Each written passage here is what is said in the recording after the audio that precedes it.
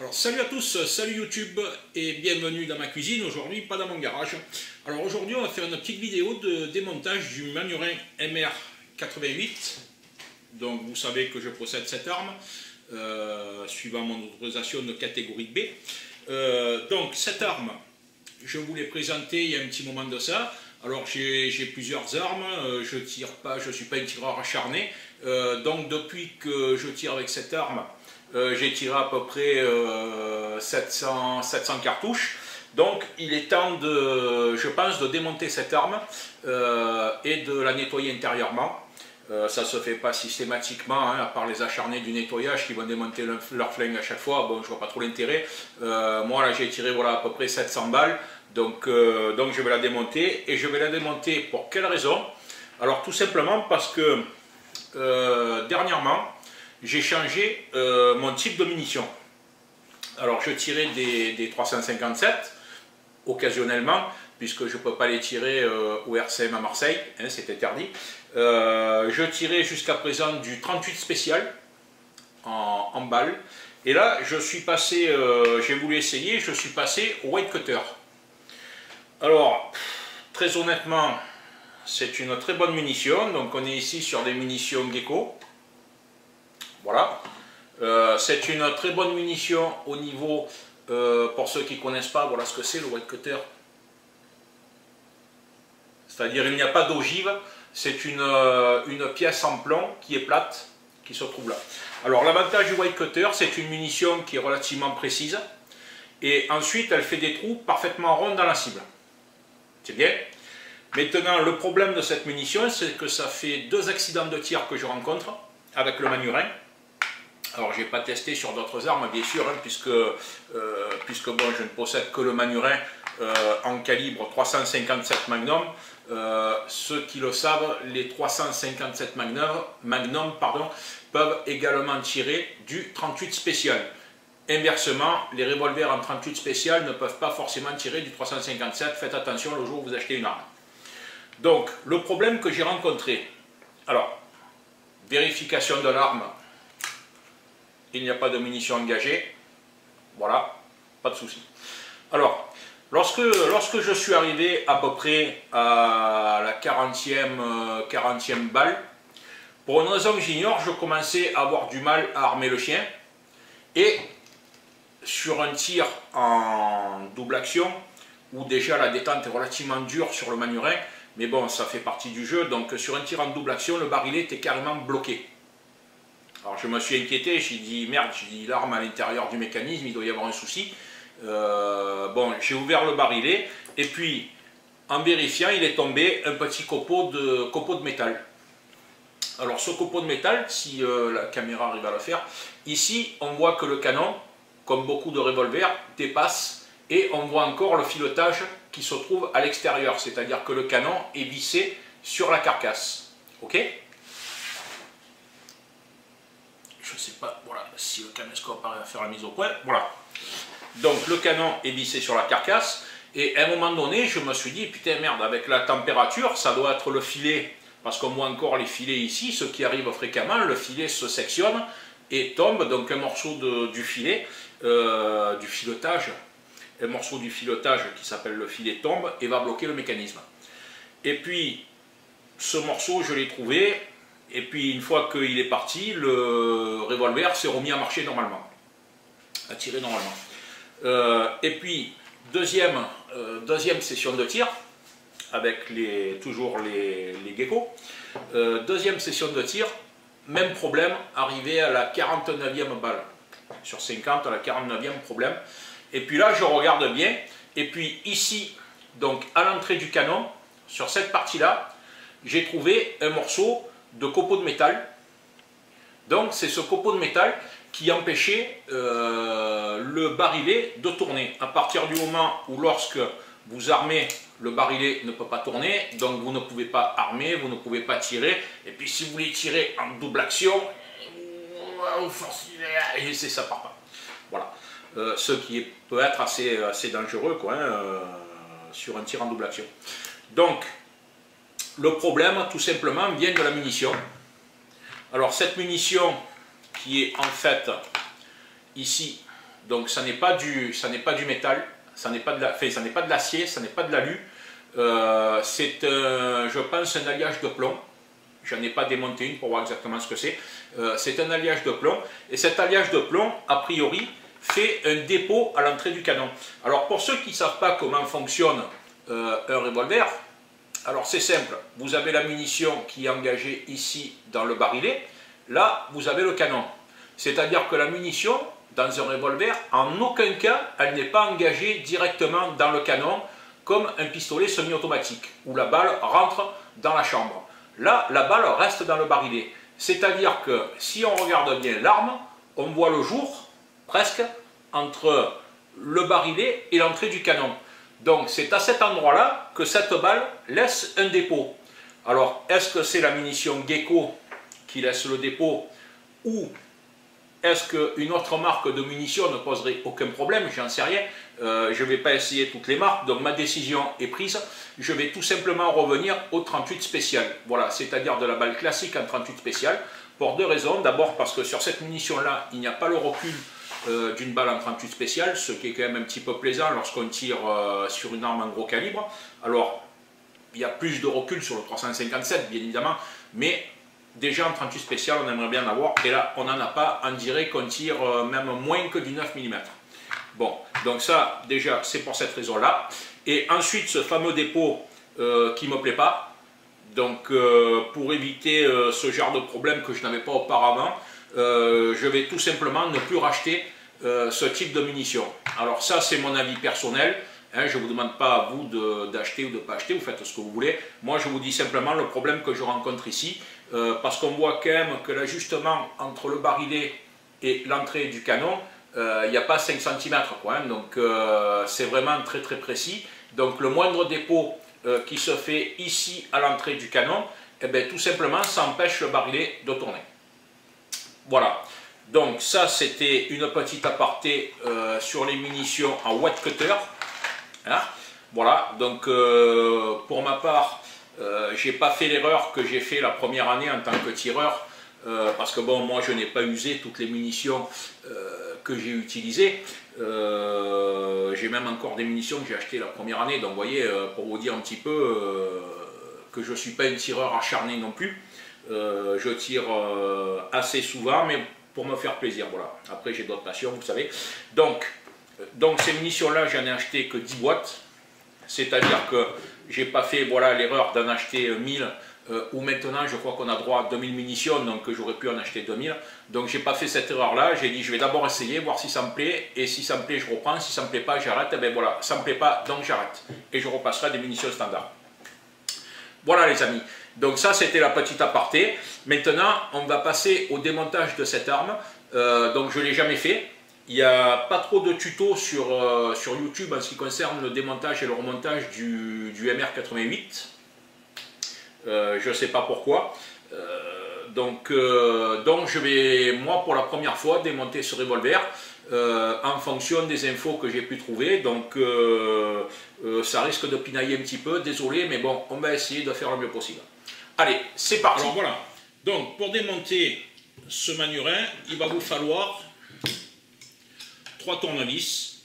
Alors 2 tournevis plats un petit peu gros et un tournevis plat du type tournevis d'électricien. Hein? Alors les gros tournevis vont servir à quoi? Ils vont servir à démonter cette vis ici qui est double. Alors tout simplement parce que lorsqu'on démonte d'un côté, l'autre tourne de l'autre. Alors il faut la tenir des deux côtés, c'est un petit peu chiant. Mais bon, c'est ainsi. Allez, on y va. Alors si vous n'utilisez pas le bon tournevis, ce qui risque de se passer, c'est que vous allez marquer la vis.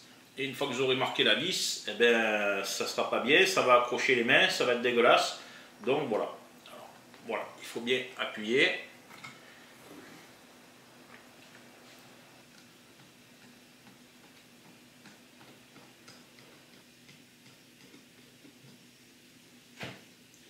Voilà.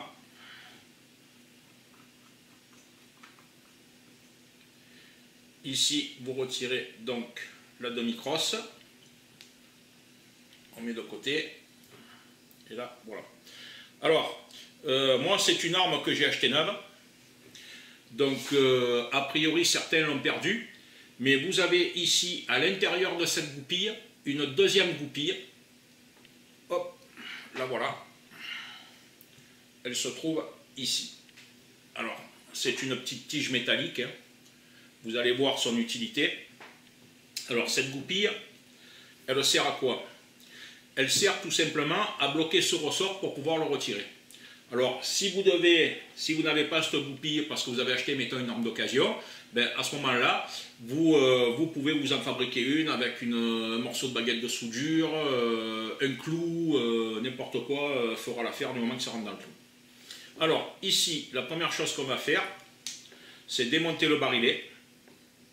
Alors, là, on prend le tournevis électricien et on va démonter cette vis ici. Alors une fois de plus, soyez précautionneux pour ne pas endommager.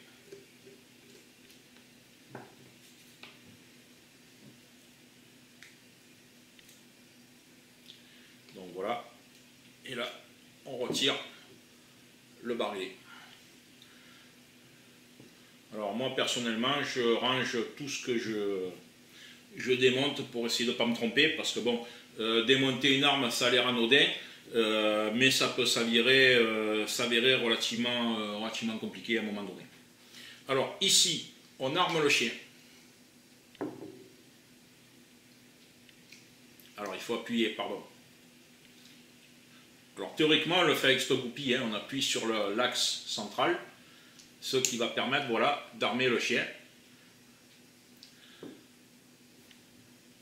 Alors, hormis les tournevis, ceux qui ont fait l'armée savent que, par exemple, lorsqu'on démonte un FAMAS, il faut démonter la première goupille de crosse et cette goupille vous sert à démonter tout le reste. Bon, là, chez Manurin, c'est un petit peu le même principe, sauf qu'ils n'ont pas intégré de tournevis dans le revolver. Bon, c'est comme ça. Donc, vous voyez, ici, le trou donc, du ressort apparaît. Vous voyez? Donc là, on va insérer maintenant cette goupille dans ce trou. Voilà. Alors, il faut à la fois la tenir pour pas qu'elle tombe, et puis relâcher le chien. Hop là. Donc, voilà. Donc, vous voyez, maintenant, le ressort est enlevé, et hop, voilà, maintenant, on peut sortir le ressort de son logement. Hop là. Alors cette pièce-là, ça c'est de l'acier, mais vous voyez, il y a déjà une pointe de rouille qui se fait. C'est pas bien terrible. Donc n'hésitez pas à huiler un petit peu cette pièce pour éviter, s'il fait la mise au point, ce point de rouille qui s'est formé. Voilà. Alors ensuite, on va retirer donc ces deux vis-là, qui sont les vis de la carcasse.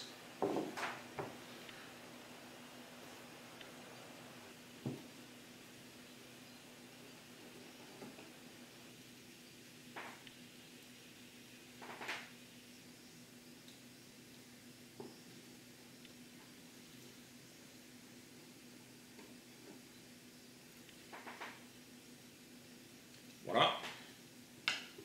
Alors, cette platine,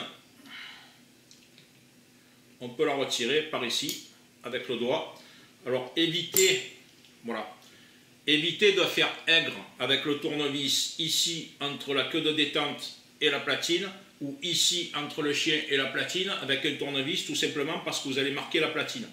Si cette pièce, vous n'arrivez pas à la retirer avec le doigt, parce qu'elle est bloquée, à ce moment-là, voilà ce qu'on fait. On prend un deuxième tournevis qu'on met en travers de la crosse, celui-ci en dessous la platine, et hop, là, on va venir la décoller tout doucement. Voilà. Donc là, je la retire. Donc voilà le mécanisme du Manurin qui apparaît.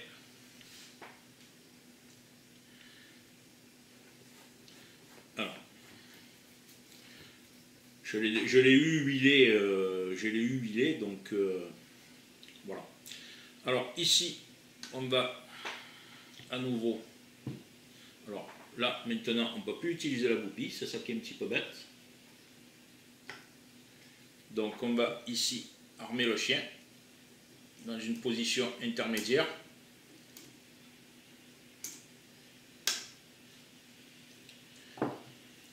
Et délicatement, alors moi je l'ai armé complètement hein, finalement, délicatement on vient sortir cette petite pièce. Voilà. Alors après quoi,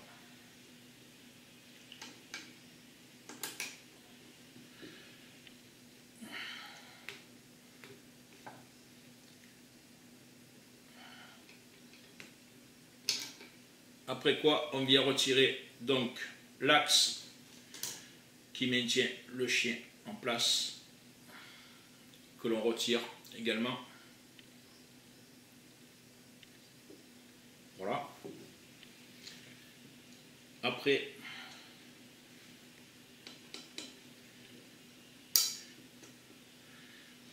donc après on vient retirer cette petite pièce là qui se trouve ici.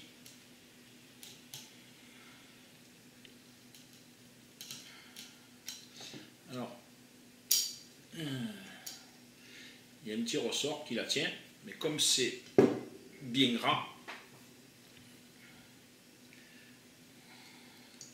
voilà. Donc voilà la pièce. Et ici, attention à ne pas perdre ce petit ressort, là, vous voyez, hop là, qui se trouve à l'intérieur de la queue de détente. Hop là. J'ai un peu zoomé avec le caméscope, j'ai du mal à vous faire voir tout ça bien. Bon. Et puis maintenant, on peut retirer alors, la queue de détente.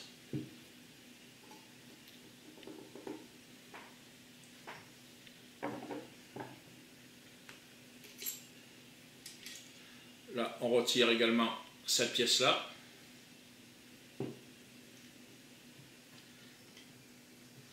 Alors la queue de détente, elle résiste un petit peu parce qu'ici, elle est tenue par un ressort.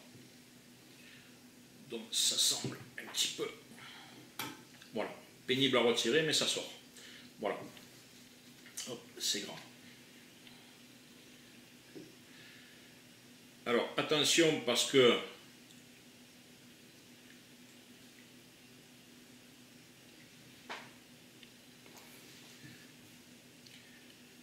là, vous voyez, ce ressort, en retirant la queue de détente, la goupille est sortie.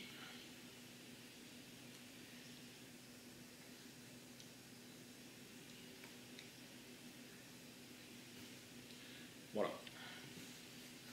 Alors, ici, cette pièce-là, vous avez un ressort avec une goupille ici. Perso, il n'y a pas vraiment d'utilité à la démonter pour nettoyer. Un coup de 3 en 1 et ça suffit.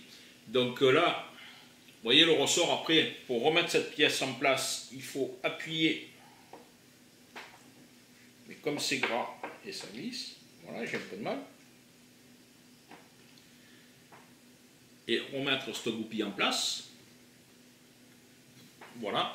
Maintenant, votre carcasse est complètement nue. Voilà. Allez, je vais nettoyer tout ça et on se retrouve après. Voilà, j'ai fini donc de nettoyer l'arme.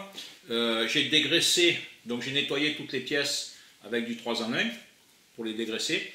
Hein. Puisque le 3 en 1, contrairement à ce qu'on croit, ça n'est pas un lubrifiant, c'est un nettoyant. Donc on nettoie avec du 3 en 1 et on dégraisse. Et ensuite, on lubrifie. Alors, donc pour le remontage, allez, c'est parti. Donc, cette pièce, en premier lieu,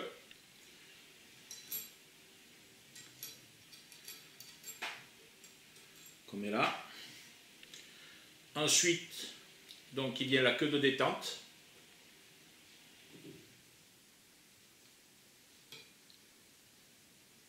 Pour moi. Alors la queue de détente, il faut enclencher le ressort qui se trouve là. Voilà, en la rentrant dans la carcasse. Et en même temps,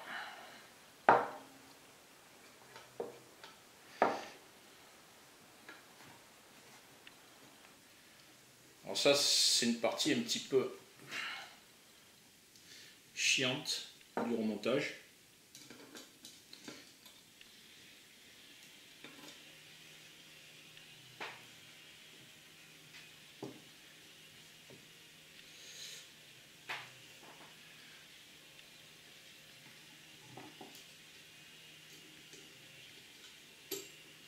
Voilà. Il faut, vous voyez, pour enclencher cette pièce, alors ça c'est vraiment emmerdant. Honnêtement, hein, c'est une partie emmerdante du remontage. Donc pour que cette pièce-là, qu'on a mis en premier, vienne s'engager ici dans la queue de détente, il faut à la fois appuyer sur la queue de détente et la faire aller d'avant en arrière pour que cette pièce rentre dans le logement et que la queue de détente puisse rentrer au fond. Voilà.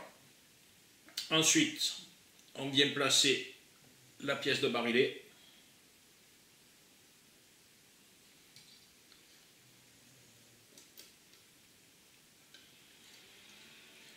Voilà. Ici. Maintenant, on va mettre donc le chien. Alors on le met en place ici.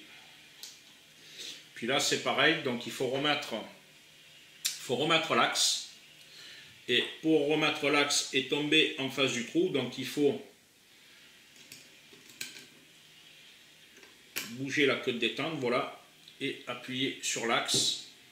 Et on vérifie de ce côté que l'axe est bien arrivé à fleur de la carcasse. Ok, voilà. Alors, maintenant, il faut remettre en place donc le petit ressort, donc il rentre côté ressort dans la queue de détente. Alors franchement, il faut des petits doigts, quoi, hein. L'idéal c'est d'avoir une pince à bec. Voilà. Alors désolé, c'est dur de rester dans le cadre de la caméra quand on fait un remontage, hein. Là, voilà. Donc ce ressort il rentre, on le voit ici. Vous voyez, voilà. Il rentre dans la queue de détente. Ici, maintenant, on remet donc cette pièce-là. Alors pareil, cette pièce-là, il faut à la fois comprimer ce ressort.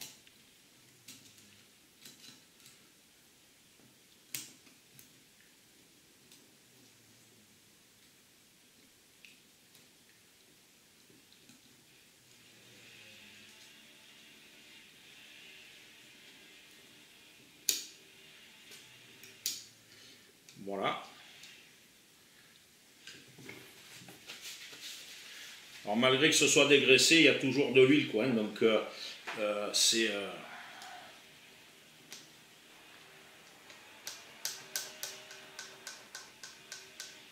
Voilà. Donc on vérifie. Moi j'ai pris un cure-dent en appuyant donc sur le milieu que le mécanisme s'actionne. Voilà. La pièce, la dernière que nous venons de mettre, c'est celle qui sort ici. Donc elle sort ici, voilà, sur cette partie-là. Et c'est celle qui fait tourner le barillet. Alors je vais appuyer pour essayer de vous le faire voir. Voilà. Vous voyez, cette pièce, elle est là. On la voit, hop là. Voilà. Donc ça bouge, c'est bon, elle est bien enclenchée et elle est tenue par le ressort. Alors, maintenant, on remet la plaque de carcasse. Alors avant de remettre la plaque de carcasse, un petit peu de armistol, puis juste une goutte sur les axes, ici sur la partie du ressort. Alors ça va couler sur la queue de détente, mais bon, moi je préfère que ce soit bien graissé, hein, plutôt que d'avoir un souci ultérieur. Voilà. Hop. Et ici, on fait naviguer un petit peu le mécanisme pour que l'huile, donc on appuie toujours au centre, voilà, c'est juste pour que l'huile puisse circuler. Voilà. Hop. Maintenant, on remet la carcasse.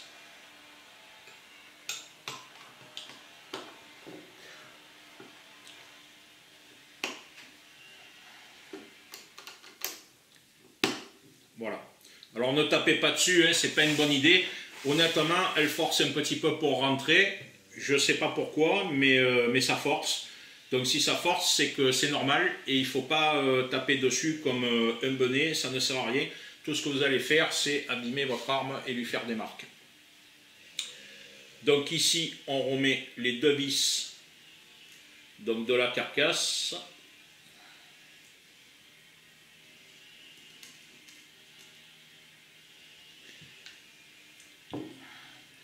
Alors,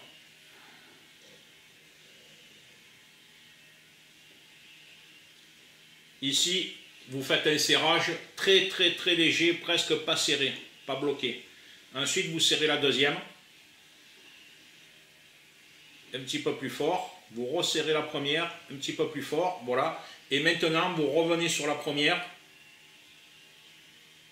Et là, vous serrez, alors bien sûr, avec parcimonie, hein, pour pas que ça se desserre quand vous tirez. Et ensuite, voilà, pour pas endommager la vis. Mais ça évite surtout, comme les vis sont pas placées au milieu de la plaque, ça évite surtout de serrer d'un côté, que la platine se mette en travers et que vous fassiez des dégâts. C'est le même principe que le serrage d'une culasse de voiture. On fait un serrage en étoile ou autrement, mais bon, on ne serre pas tout d'un côté puis après on vient de l'autre. Là, c'est pareil, voilà. Maintenant, on remet en place, alors, on peut remettre en place le ressort. Alors l'idéal, c'est de remettre en place le barillet en premier, vous allez voir.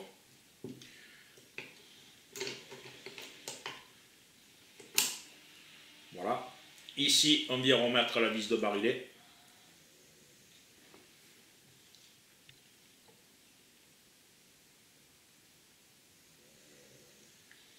Donc pareil, hein, cette vis, elle serre le barillet et elle serre en même temps, c'est le troisième point de serrage de la platine. Donc là, on vient armer le chien. C'est pour ça que je l'ai dit, on remet d'abord le barillet parce que ça permet d'armer le chien. Voilà. On vient remettre le ressort en place.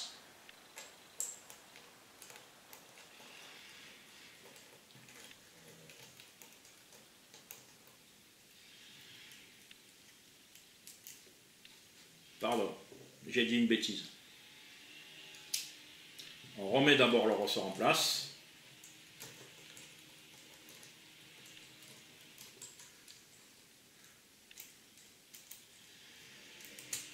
Et bien, voilà. Alors, magie du direct, hein, j'ai dit une bêtise, désolé. On met d'abord le ressort en place, après on arme le chien. Hop. Voilà. Et on peut retirer la goupille. Le ressort est en place. Désolé, je me suis trompé dans le sens de montage. Alors, maintenant, avant de remonter la crosse, on va vérifier.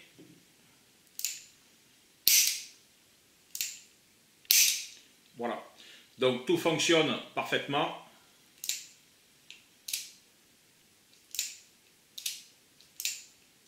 Voilà.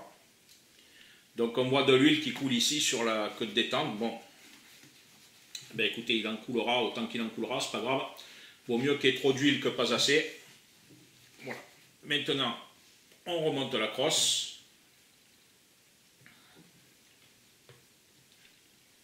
Alors, quand on aura l'arme à l'envers, c'est pas commode. Voilà. Comme ça. Ici, on n'oublie pas de remettre donc cette goupille qui sert à tenir le ressort.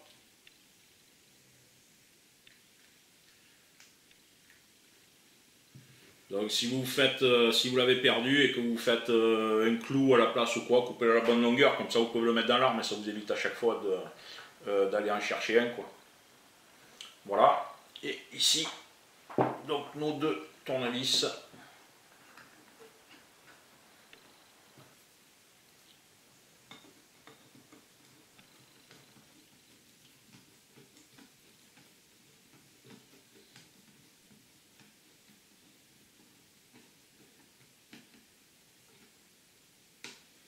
Donc on serre quand même assez bien, mais toujours avec parcimonie.